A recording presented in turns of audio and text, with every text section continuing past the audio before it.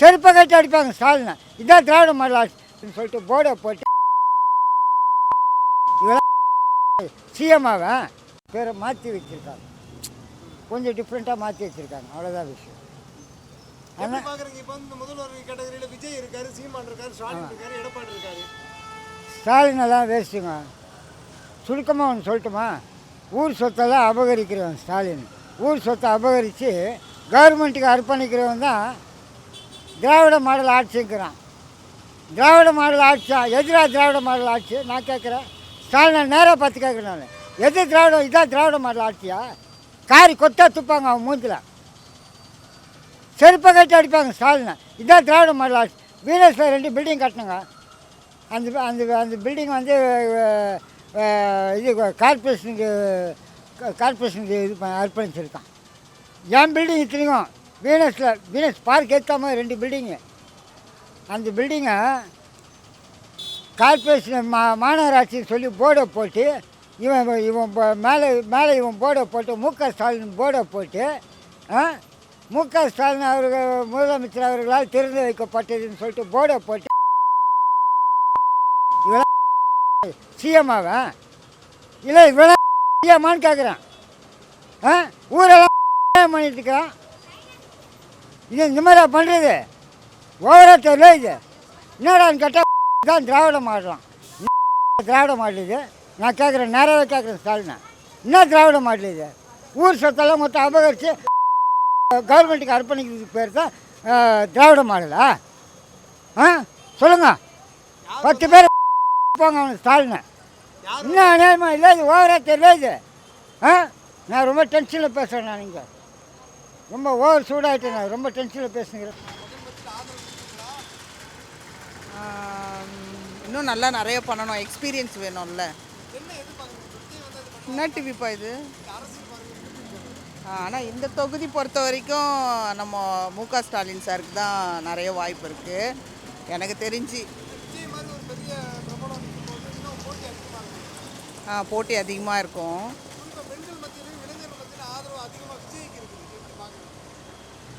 விஜய்க்கு என் பசங்கள்லாம் விஜய் தான். என்னையே கம்பல் பண்ணுறாங்க. நான் வந்து தீவிரமான மு.க. ஸ்டாலின் சாரோட இது. அவளை கேளுங்க.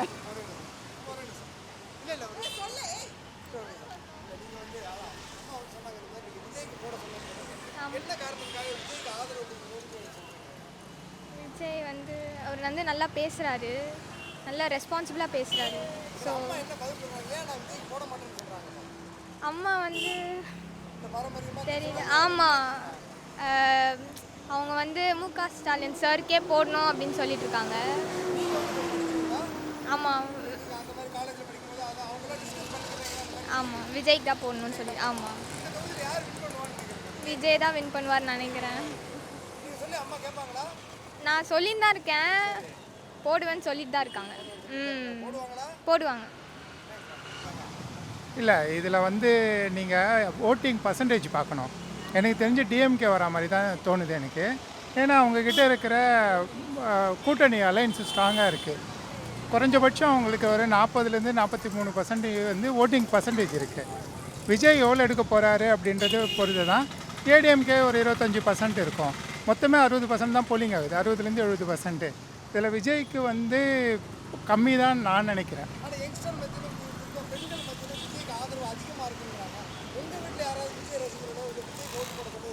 இல்லை, நான் அதை கேட்கல அவங்கள. ஏன்னா அது அவங்களுடைய விருப்பன்றதுனால என்னுடைய தனிப்பட்ட கருத்து இது. என்னை பொறுத்த வரைக்கும் விஜய் வர்றது வந்து ரொம்ப கடினமான ஒரு செயல்னு நான் நினைக்கிறேன். ஏன் அப்படின்னா இன்றைக்கி இருக்கிற பர்சன்டேஜை போட்டு பாரம்பரியமான திமுக அதிமுக ஓட்டெல்லாம் வந்து அவருக்கு விழ வாய்ப்பு இல்லை. புது ஜென்ரேஷன் எவ்வளோ பேர் இருக்காங்கன்னு பார்க்கணும். 18 லட்சம் பேர் 20 லட்சம் பேர் இருப்பாங்க. அவங்க ஓட்டெல்லாம் அது கன்வெர்ட் ஆச்சுன்னா கூட ஒரு கூட்டணி பலம் இல்லைன்னா தமிழ்நாட்டில் வெற்றி வாய்ப்பு கம்மியாக தான் இருக்கும். தெரிலண்ணா, ஐடியாவில் யார் வந்தாலும் பிரச்சனை இல்லை, யார் வந்தாலும் ஓகே. நீங்கள் வந்து நல்லது செஞ்சால் எந்த பிரச்சனையும் இல்லை. நீங்களும் எல்லா கட்சியிலுமே யார் வந்தாலுமே ஃபஸ்ட்டு ஒரு சில இதுக்கு வந்து ஊழல் இருக்க தான் செய்யுது. பட் அது முடிச்சுட்டு அவங்க மக்களுக்கு நல்லது செய்கிறாங்கன்னா நல்ல விஷயந்தான். ஆதரவு அதிகமாக இருக்குங்கிறாங்க. நீங்கள் அதை எப்படி பார்க்குறீங்க? உண்மைதானா? திருப்பி இங்கே வந்து இது வந்து எல்லாருக்குமே தெரியும். தமிழ்நாட்டில் வந்து எல்லாருமே வந்து சினிமாவில் இருக்காங்கன்னா அவங்களுக்கு நிறைய ஆதரவு இருக்க தான் செய்யுது. அவங்களுக்கு இப்போ வாய்ப்பு தரீங்கன்னா தந்ததுக்கப்புறம் அவங்க சிஎம்மாவோ இல்லை ஏதாச்சும் ஒரு இதுக்கு வந்ததுக்கப்புறமா அவங்களோடது நல்லபடியாக போச்சுன்னா சரி. அவங்க நல்லா போகலன்னா அதை ஒத்துக்கிட்டு நீங்கள் இன்னொரு புது ஆளை வந்து எடுத்துகிட்டு வர்றதுக்கான இது எடுத்துகிட்டு வந்தால் சரி. அது இல்லாமல் நீங்கள் திருப்பி வந்து அவங்களையே மறுபடியும் ஒரு சான்ஸ் கொடுப்போம்னு யாராக இருந்தாலும் விஜய் சார் மட்டும் இல்லை, யாராக இருந்தாலும் நீங்கள் அதே சான்ஸ் திருப்பி கொடுக்கணும்னு நினச்சிங்கன்னா அப்போது தமிழ்நாடு எப்படி போகணும்னு எனக்கு தெரில. சீமான் சார் வந்து அதே தான். அவங்க வந்து இப்போதைக்கு அவங்கள வந்து பெண்களுக்கும் ஆண்களுக்கும் ஈக்குவலான சீட்ஸ் கொடுத்துருக்காங்க அப்படின்றது வந்து அவங்க சொல்கிறாங்க. ஆமாம் ஆமாம்.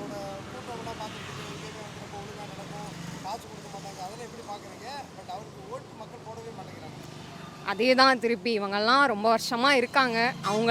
அவங்களுக்கான க்ரோத்தையே வந்து நம்ம இன்னும் பார்க்கல. இப்போ விஜய் சார் வந்திருக்காரு. அவர் வந்து சினிமாலேருந்து வந்ததுனால அவங்களுக்கு அந்த அளவுக்கு ஒரு ஈர்ப்பு இருக்குது அப்படின்றது தான் எல்லாருமே நினைக்கிறது.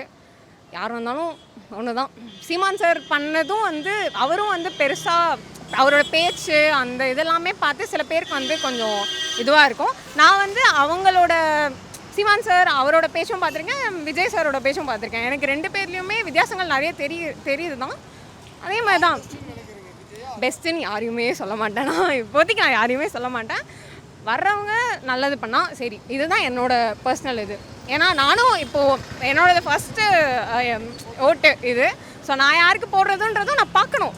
ஓட்டை வந்து இப்போ எல்லாருமே பேசுகிறாங்க என்னென்ன பண்ண போகிறாங்கன்னு. ஸோ அது அவங்களோட தேர்தல் அந்த இது இருக்கு இல்லையா, அது சொல்லுவாங்க என்னன்னு தெரில, அவன் அது பார்த்துட்டு தான் பண்ண முடியும்.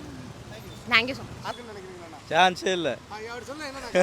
அது இப்போ தாங்க உருவாகுறது. இது முதல்ல வந்தவனே எடுத்தவனே உட்கார வச்சுட்டா எப்படி அது சொல்லுங்கள்? முதல்ல வளரணும். அவர் எத்தனை வருஷம் ஸ்டாலின் எத்தனை வருஷமாக வகிச்சுன்னு இருக்கிறாரு. வந்தவனே வந்துடுறோன்னா வர முடியாதா? அது தப்பு இல்லை. அது நம்மளே ஒரு வேலை கற்றுக்கிறோன்னா படிப்படியாக தான் கற்றுக்க முடியும். எடுத்தோடனே முதலமைச்சர் ஆகிடுற நான் தான் ஓனர்னா அது ஒத்துப்பானா யாருன்னா? அதுதான் நல்லது.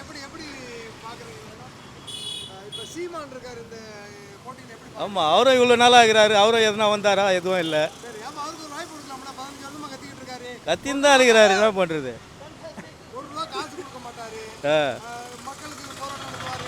எவ்வளோ ஸ்டாலின் எவ்வளோ நல்லது பண்ணினுக்கிறாரு. எல்லா இடத்துலையும் பில்டிங் கட்டிக்கின்னு எல்லாம் பார்க்கு பசங்களுக்கு விளையாடுறதுக்கு எல்லாம் நல்லதாக இருக்குது.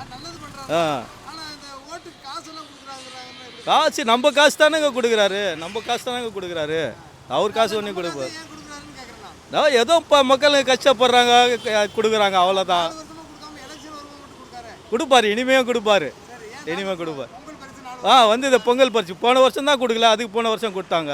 போன ஒரு வருஷம் வண்டி தான் கொடுக்கல, அவ்வளோதான். அது என்னன்னு தெரியல. அதான் வரலன்றாரு. மோடி கொடுக்கல, இவர் கொடுக்கல. எதுனா ஒரு குறை இருக்கும் தான். எல்லாமே கரெக்டாக ஆகிடாது இல்லை. சீமானல் ஒன்றும் சொல்கிற மாதிரி இல்லை.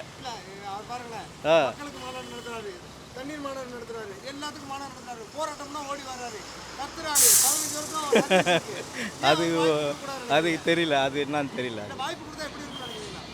அதுதான் எல்லாமே கொஞ்சம் கொஞ்சமாக தான் வளர முடியும். ஒரேடியாக பண்ண முடியாது.